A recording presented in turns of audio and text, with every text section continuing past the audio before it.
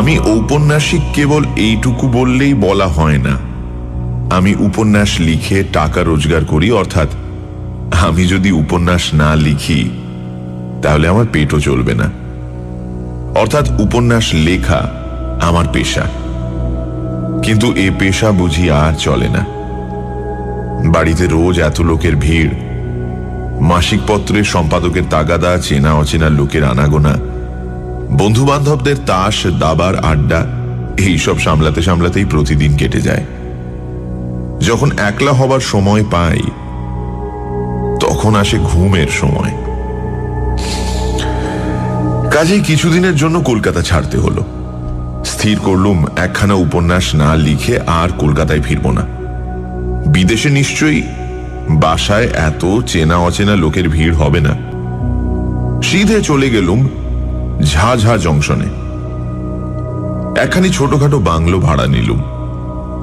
সকালে ও বিকেলে বেরিয়ে বেড়াই, দুপুর ও সন্ধেবেলাটা কেটে যায় উপন্যাস লেখায়।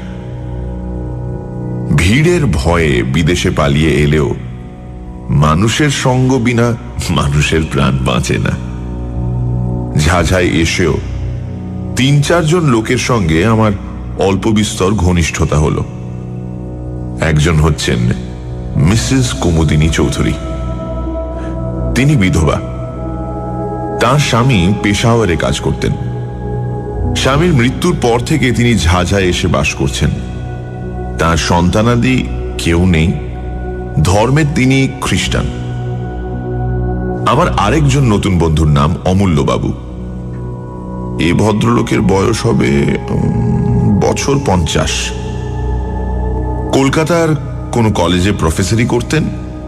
এখন অবকাশ নিয়ে এইখানে বসেই লেখাপড়া নিয়েও দিন কাটিয়ে দেন।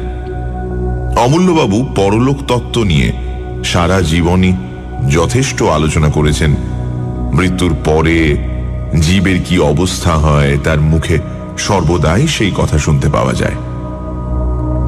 এখানকার রেলের ডাক্তার গোবিন্দবাবুর সঙ্গেও আলাপ হলো।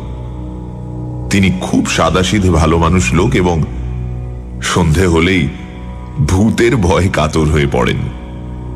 সূর্যাস্তের পর তিনি প্রাণান্তেও অমূল্যবাবুর বাড়ির চৌকাঠ মারাতে রাজি হন না, কারণ পাছে তাকে কাছে পেয়ে অমূল্যবাবু 2-4টে পরলোকের কাহিনী শুনিয়ে দেন। সেদিন সন্ধ্যের কিছু আগে আমি অমূল্যবাবুর সঙ্গে বসে বসে গল্প করছিলাম। কথা হচ্ছিল পৃথিবীতে সত্যি সত্যি পিশাচের অস্তিত্ব আছে কিনা। অমূল্যবাবুর বিশ্বাস পৃথিবীতে সেকালেও পিশাচ ছিল, একালেও আছে। আমি জিজ্ঞাসা করলাম, পিশাচ কাকে বলে? অমূল্য বললেন, প্রেতাত্মাদের আমাদের মতো দেহ নেই, এ কথা তুমি জানো। দেহ না থাকলেও দুষ্ট প্রেতাত্মাদের আকাঙ্ক্ষা প্রায় প্রবল হয়ে থাকে, কিন্তু দেহের অভাবে তারা সে আকাঙ্ক্ষা মেটাতে পারে না। তাই অনেক সময় দুষ্ট প্রেতাত্মারা মানুষের সুরক্ষিত মৃতদেহের ভেতরে গিয়ে আশ্রয় নেয়। তখন সেই মরা মানুষ জ্যান্ত হয়ে উঠে জীবিত মানুষদের ধরে রক্ত শোষণ করে। এই জীবন্ত মৃতদেহগুলোই পিশাচ নামে খ্যাত। অমূল্যবাবু এমন দৃঢ় বিশ্বাসের সঙ্গে কথাগুলি বললেন যে আমার গায়ে কাঁটা দিয়ে উঠল। আমি বললুম, প্রায় শুনতে পাই অমুক লোক রক্ত স্বল্পতা হয়ে রোগে মারা গিয়েছে। আপনি কি বলতে চান যে পিশাচরাই তাদের মৃত্যুর কারণ? অমূল্যবাবু বললেন, অনেক সময় হতেও পারে, অনেক সময় নাও হতে পারে। ঠিক এই সময় মিসেস কুমুদিনী অমূল্যবাবুর বাইরের ঘরে এসে ঢুকলেন। ঢুকেই তিনি হাসতে হাসতে বললেন, কিসের গল্প হচ্ছে? আমি বললুম, অমূল্যবাবু আমাকে ভয় দেখাবার চেষ্টা করছেন। কুমুদিনী একখানা চেয়ারের ওপর বসে পড়ে বললেন, ও ভূতের গল্প বুঝি? বেশ, ভূতের গল্প শুনে ভয় পেতে আমি খুব ভালোবাসি। অমূল্যবাবু বললেন, বেশ ভয়ানক ভূত কাকে বলে আমি তা জানি না, তবে আজ আমি পিশাচের গল্প করছিলুম বটে। কুমুদিনী খানিকক্ষণ নীরবে অমূল্যবাবুর মুখের পানে তাকিয়ে রইলেন। তারপর ধীরে ধীরে বললেন, আচ্ছা অমূল্যবাবু, পিশাচের কথা সত্যি আপনি বিশ্বাস করেন? অমূল্যবাবু গম্ভীর স্বরে বললেন, সত্যি বিশ্বাস করি। খালি তাই নয়, আমার ধারণা সম্প্রতি এই ঝাঝাতেই বোধহয় পিশাচের উপদ্রব শুরু হয়েছে। আমি চমকে অমূল্যবাবুর মুখের দিকে মুখ তুলে তাকালাম। কুমুদিনীরও মুখ ভয়ে ম্লান হয়ে গেল, কিন্তু সে ভাবটা সামলে নিয়ে তিনি বললেন, আপনার এমন গাঁজাখুরি ধারণার কি কারণ শুনি? অমূল্যবাবু স্থিরভাবেই বললেন, সম্প্রতি এখানে রক্তস্বল্পতা রোগে মৃত্যুর হার বড় বেড়ে উঠেছে।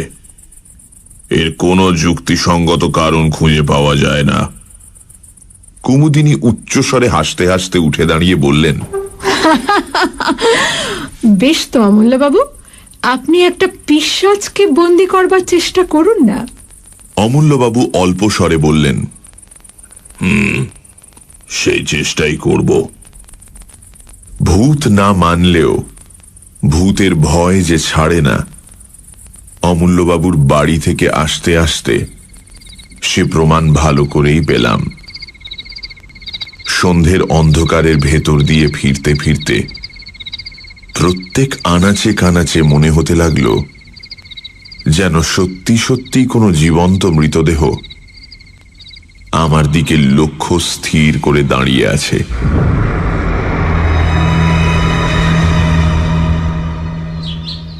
অমূল্যবাবু প্রতিদিন সকালে আমার বাসায় এসে চা পান করতেন। সেদিন সকালেও বাংলোর বারান্দায় বসে দুজনে চা পান করছি। এমন সময় দেখলুম সামনের পথ দিয়ে ডাক্তার গোবিন্দবাবু কোথায় যাচ্ছেন। আমি চেঁচিয়ে তাকে এক পেয়ালা চা পান করবার জন্য আহ্বান করলুম। গোবিন্দবাবু, আর চা খেয়ে যান। গোবিন্দবাবু কাছে এসে বললেন, চা পান করতে রাজি আছি, কিন্তু ভায়া শিগগির, আমার একটুও দেরি করবার সময় নেই। আমি বললুম, কেন আপনার এত তাড়াতাড়ি কিসের? গোবিন্দবাবু বললেন, মিসেস কুমুদিনী চৌধুরীর মালির ছেলের ভারী অসুখ, বোধহয় বাঁচবে না। জিজ্ঞাসা করলুম, কি অসুখ? গোবিন্দবাবু বললেন, রক্ত স্বল্পতা, অর্থাৎ অ্যানিমিয়া।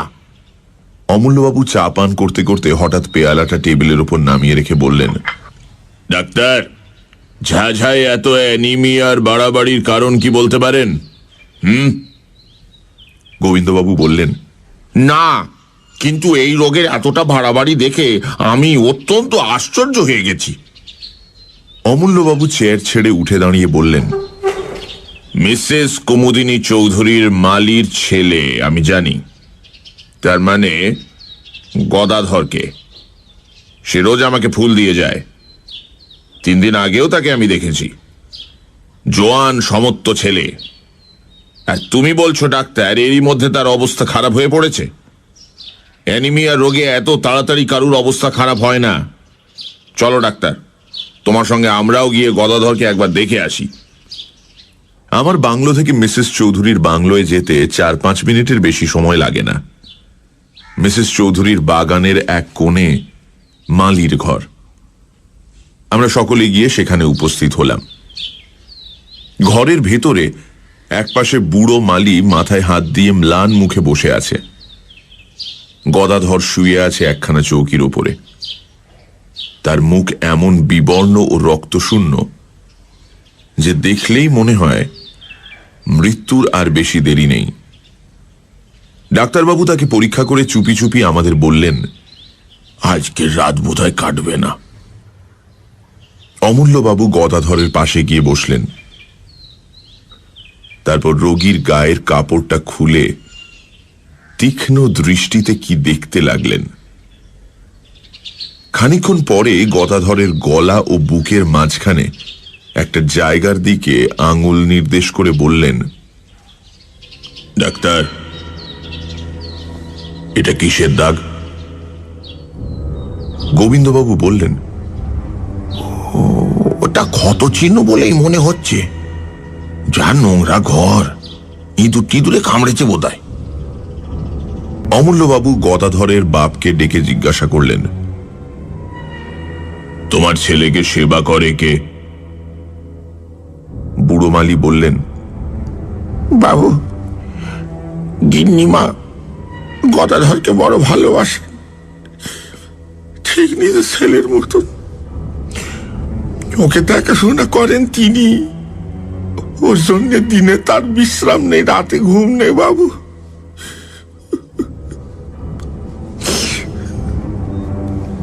অমূল্যবাবু উঠে দাঁড়িয়ে দৃঢ় স্বরে বললেন, রোগীর ভালো রকম যত্ন সেবা হচ্ছে না। গদাধরকে আমি আমার বাড়িতে নিয়ে যাব। ডাক্তার, তোমার রেলের 2-4 জন কুলিকে ডাকো। গদাধরকে তারা এক্ষুনি আমার বাড়িতে নিয়ে চলুক। আমার বিশ্বাস একে আমি নিশ্চয়ই বাঁচাতে পারবো। অমূল্যবাবুর এই অদ্ভুত বিশ্বাসের কারণ কি আমরা বুঝতে পারলাম না। রোগ হয়েছে রোগীর দেহে, এ বাড়ি থেকে ও বাড়ি নিয়ে গেলে তার কি উপকার হতে পারে? যাক, কথাই কাজ করা হলো। গদাধরকে যখন বাগানের ভেতর দিয়ে নিয়ে যাওয়া হচ্ছে, সেই সময় মিসেস কুমুদিনী তার বাংলোর বারান্দায় দাঁড়িয়েছিলেন। আমাদের দেখে নেমে এসে তিনি বিস্মিত স্বরে বললেন, এ কি ব্যাপার? গদাধরকে কোথায় নিয়ে যাওয়া হচ্ছে? অমূল্যবাবু বললেন, আমার বাড়িতে। এখানে ও ঠিক মতো সেবা আর চিকিৎসা হচ্ছে না। কুমুদিনীর 2 চোখে একটা ক্রোধের ভাব ফুটে উঠেই আবার মিলিয়ে গেল। ধীরে ধীরে তিনি বললেন, বেশ, আপনারা যা ভালো বোঝেন করুন। গদাধরের আরাম হলে আমার যে খুশি আর কেউ হবে না।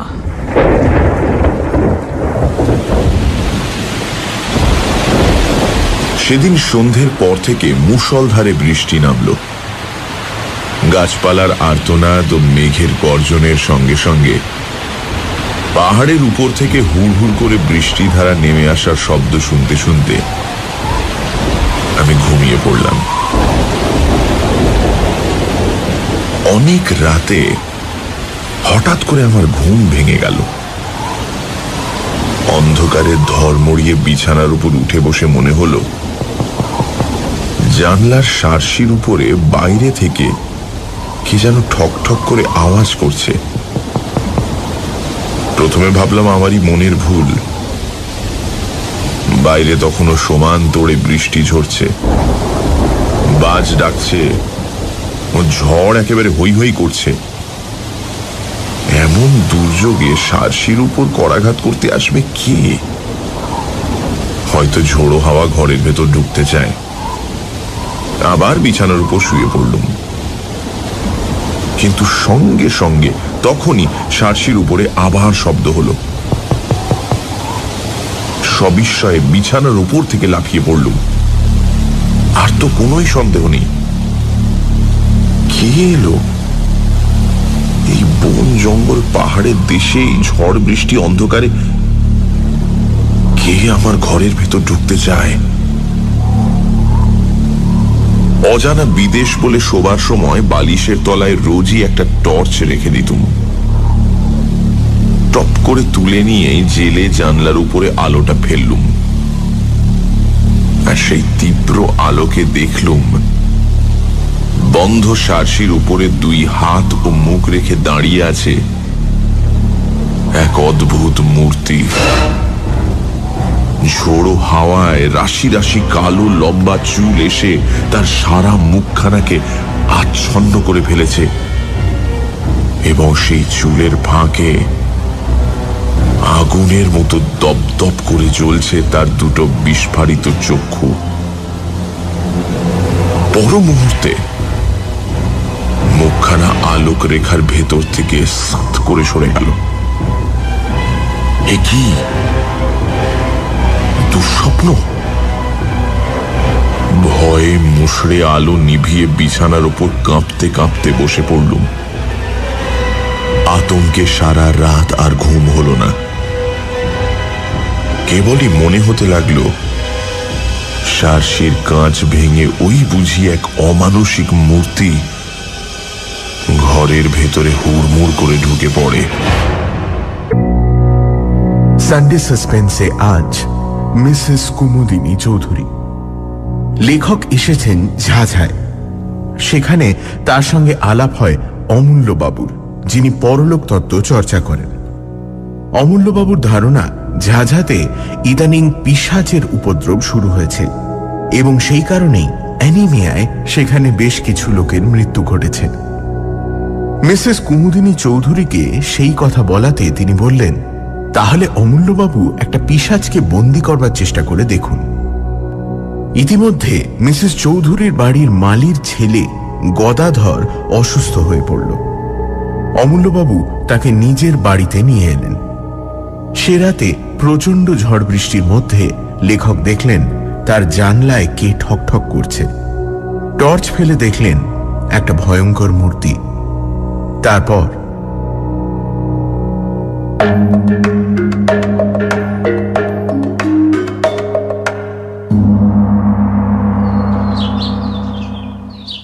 জানলা দিয়ে সকালের আলো ঘরের ভেতরে এসে পড়েছে, কিন্তু তখন আমি জড়ো ভরতের মতো বিছানার উপর আড়ষ্ট হয়ে বসে আছি। এমন সময় বাইরে থেকে শুনলুম আমার নাম ডাকছেন অমূল্যবাবু। ও ভাই, আরে কি হলো, দরজা খোলো, আর কি মুশকিল? আশ্বস্তির নিঃশ্বাস ফেলে তাড়াতাড়ি উঠে দরজা খুলে দিলুম। অমূল্যবাবু ঘরের ভেতরে এলেন। আমি জিজ্ঞাসা করলুম, এত ভোরে আপনি? গদাধরের অসুখ বেড়েছে নাকি? অমূল্যবাবু বিছানার উপর উঠে বসে হাসি মুখে বললেন, অসুখ বেড়েছে কি, এই অল্প সময় গদাধর প্রায় সেরে উঠেছে। আমি সবিস্ময়ে বললুম, বলেন কি? কি করে ছাড়লো? অমূল্যবাবু বললেন, গদাধরের কোনো অসুখ তো হয়নি, সে পড়েছিল পিশাচের পাল্লায়। চেষ্টা করেও আমি হাসি থামাতে পারলুম না। কৌতুক ভরে বললুম, আপনি কি চারিদিকেই এখন পিশাচের স্বপ্ন দেখছেন? হ্যাঁ,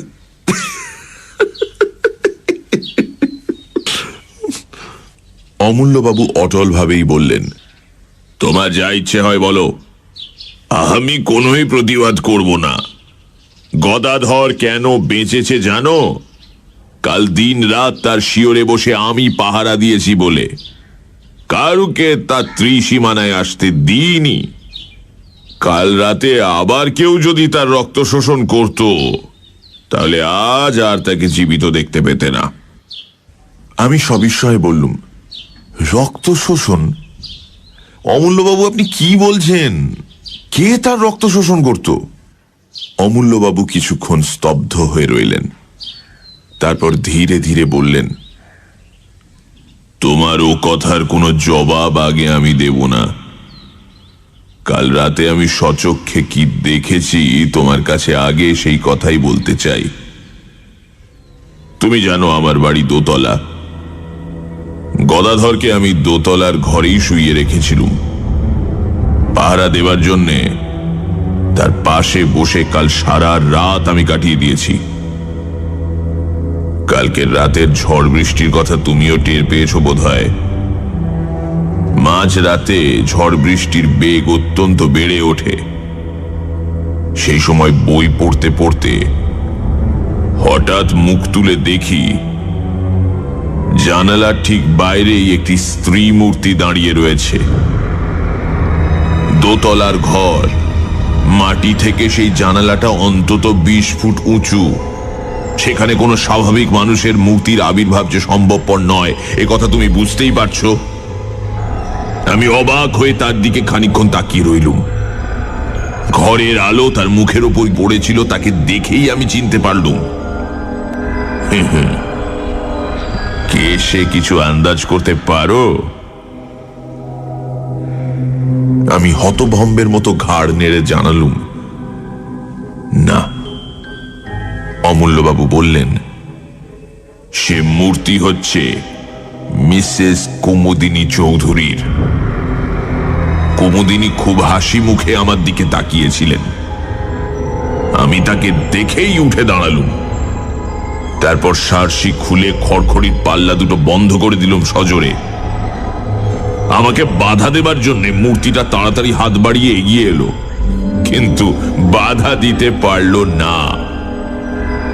আমার মনে হলো জানলা বন্ধ করবার সময় তার ডান হাতখানা পাল্লার তলায় পড়ে চেপটে গেল। তারপরও জানলার উপরে আরো কয়েকবার করাঘাতের শব্দ শুনতে পেয়েছি, কিন্তু সেদিকে আমি আর ভ্রুক্ষেপও করলাম না। এখন বলো, আমার কথা পাগলের গল্পের মতো মনে হচ্ছে? হ্যাঁ,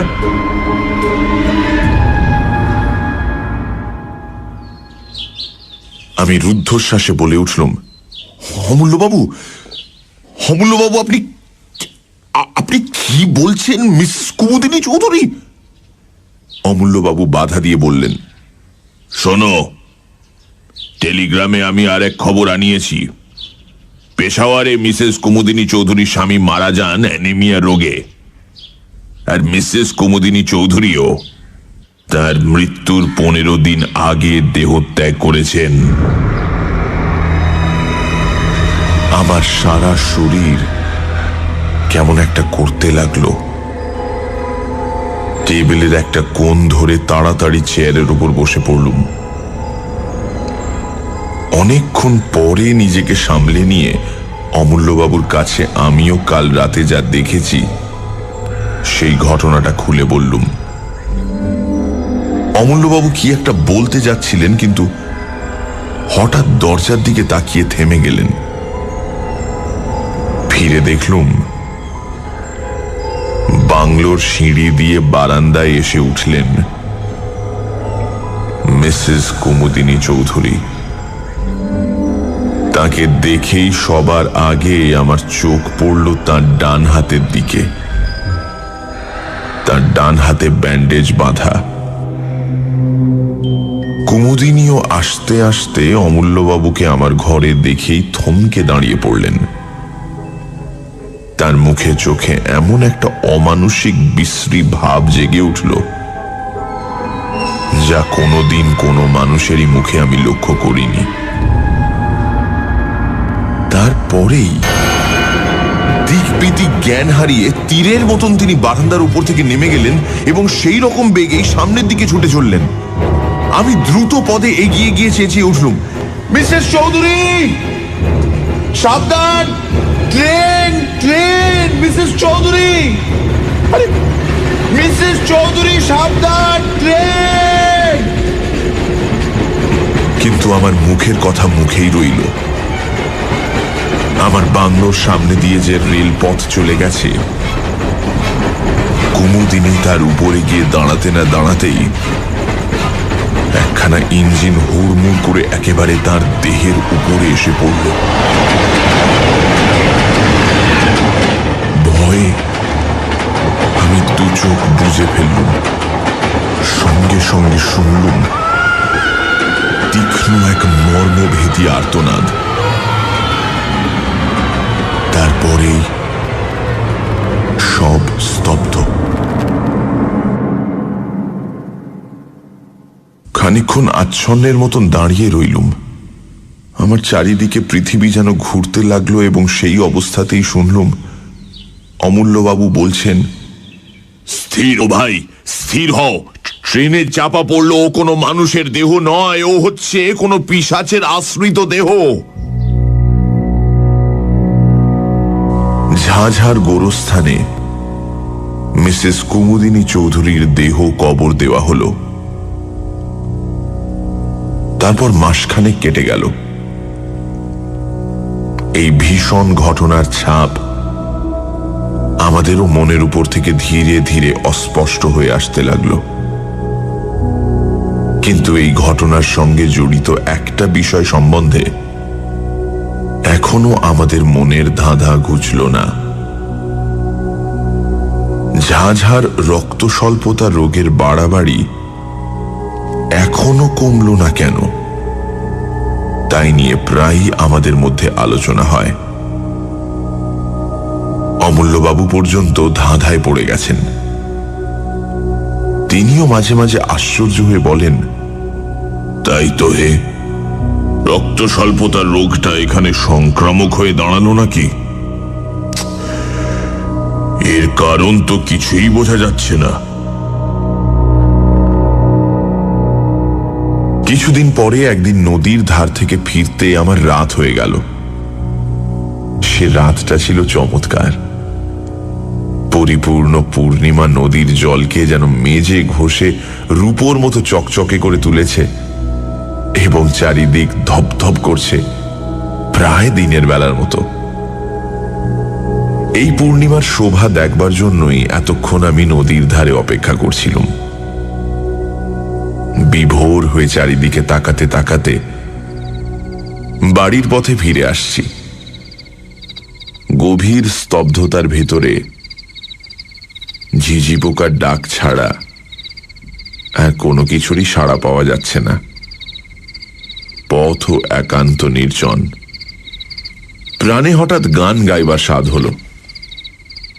এমন রাতের সৃষ্টি তো গান গাইবার জন্যই, কিন্তু গান গাইবার উপক্রম করতেই সামনের দিকে তাকিয়ে যা দেখলুম, তাতে আমার বুকের রক্ত যেন হিম হয়ে গেল। পথের একটা মোড় ফিরে প্রায় আমার সামনে এসে দাঁড়ালেন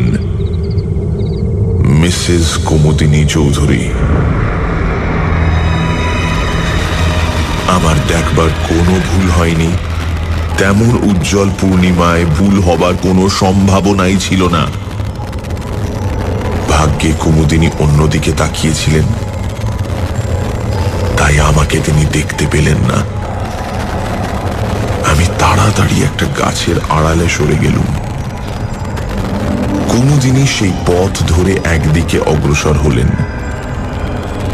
আমি স্তম্ভিত চোখে লক্ষ্য করলুম তার দেহ যেন মাটির উপর দিয়ে পা ফেলে হেঁটে যাচ্ছে না,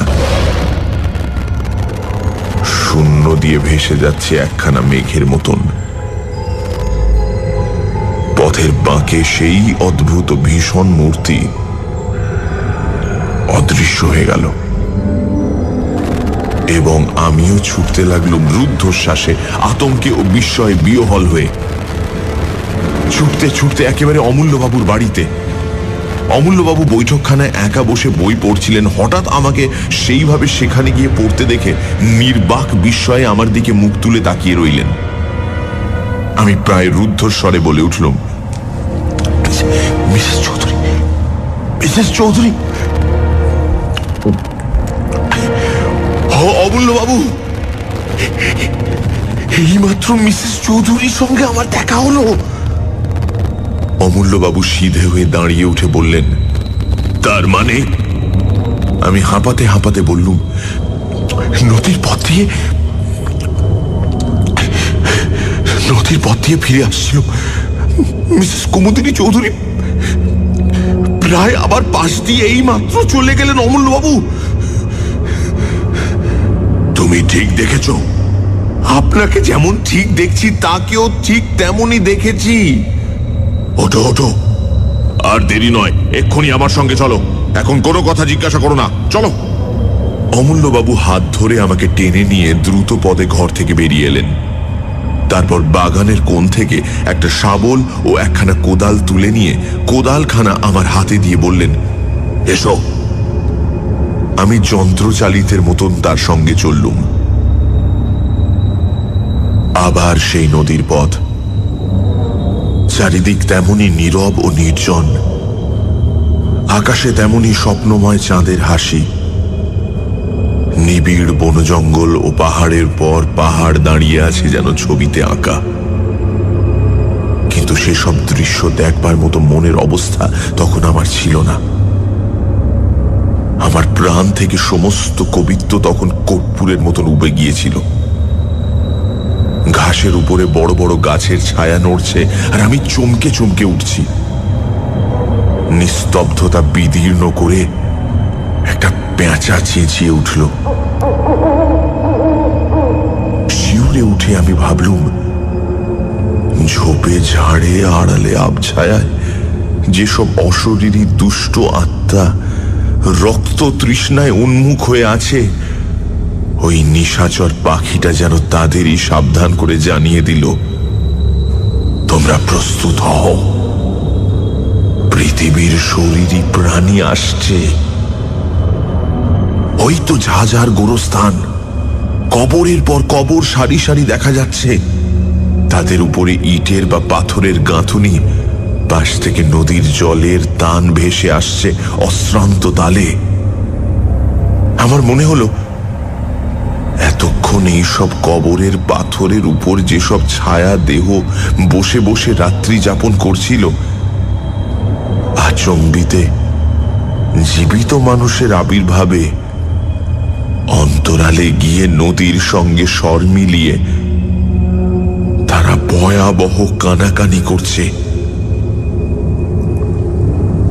একটা ঝোপের ভিতরে আমাকে টেনে নিয়ে গিয়ে অমূল্যবাবু বললেন, এইখানে স্থির হয়ে লুকিয়ে বসে থাকি, এসো, সাবধান, কোনো কথা কইও না। সারা রাত সেইখানে আড়ষ্ট হয়ে দুজনে বসে রইলুম। সেদিনকার সেই রাতটাকে আর পৃথিবীর রাত বলে মনে হলো না। এই লোকে থেকেও আমরা যেন পরলোকের বাসিন্দা হয়েছি। চাঁদ পশ্চিম আকাশের শেষ প্রান্তে, পূর্ব দিকে ধীরে ধীরে যেন মৃত রাত্রির বুকের রক্ত ঝরে পড়তে লাগলো। ভোর হচ্ছে। হঠাৎ অমূল্যবাবু আমার গা টিপলেন। চমকে ফিরে দেখি, নিবিড় বনের ভেতর থেকে মেঘের মতো গতিতে এক অপার্থিব নারী মূর্তি বাইরে বেরিয়ে আসছে। মিসেস কুমুদিনী চৌধুরী। অমূল্যবাবু আমার কানে কানে বললেন, আজকে রাতের মতো পিশাচীর রক্ত পিপাসা শান্ত হলো। মিসেস চৌধুরীর দেহ ধীরে ধীরে গোরস্থানের ভেতর গিয়ে ঢুকল। একটা কবরের ওপরে গিয়ে এক মুহূর্ত স্থির হয়ে দাঁড়ালো। তারপর আচমকা শূন্যে দুই হাত তুলে এমন প্রচন্ড তীক্ষ্ণ স্বরে হি হি হি হি হি করে অট্টহাস্য উঠল যে আমার সমস্ত বুকটা যেন বরফের মতো ঠান্ডা হয়ে গেল। সে কি পৈশাচিক শীতল হাসি! তারপর দেখলুম তার দেহটা ধীরে ধীরে মাটির ভেতর নেমে যাবে। তার খানিক পরে সে একেবারেই অদৃশ্য হয়ে গেল। পূব আকাশে সূর্যের প্রথম ছটা জেগে উঠল। অমূল্যবাবু এক লাফে উঠে দাঁড়িয়ে বললেন, আর অপেক্ষা নয়, শিগগির আমার সঙ্গে এসো। আমরা মিসেস চৌধুরীর কবরের উপরে গিয়ে দাঁড়ালুম। অমূল্যবাবু বললেন, আমি শাবল দিয়ে মাটি খুঁড়ি আর তুমি কোদাল দিয়ে মাটি তোলো, চলো। তার এই অদ্ভুত আচরণের কারণ কি জিজ্ঞাসা করলুম না, কারণ আমি তখন আচ্ছন্নের মতো ছিলুম। তিনি যা বলেন আমি তাই করি।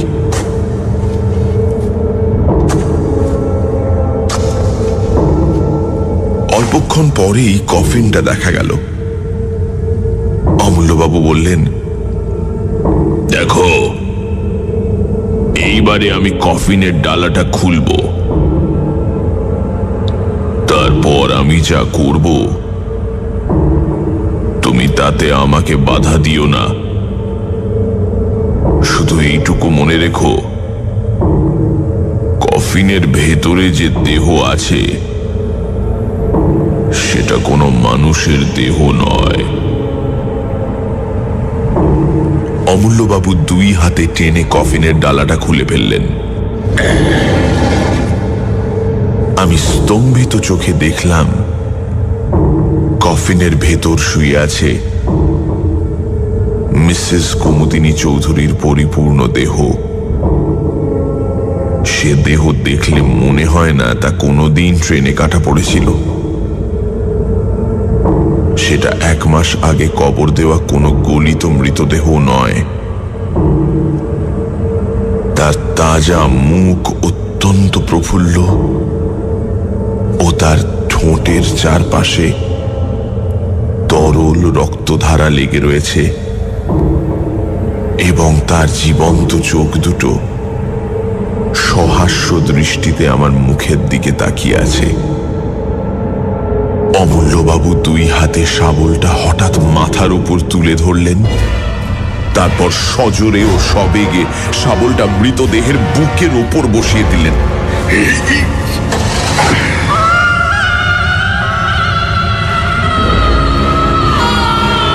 ইঞ্জিনের বাঁশির আওয়াজের মতো এক তীব্র দীর্ঘ আর্তনাদে আকাশ বাতাস পরিপূর্ণ হয়ে গেল।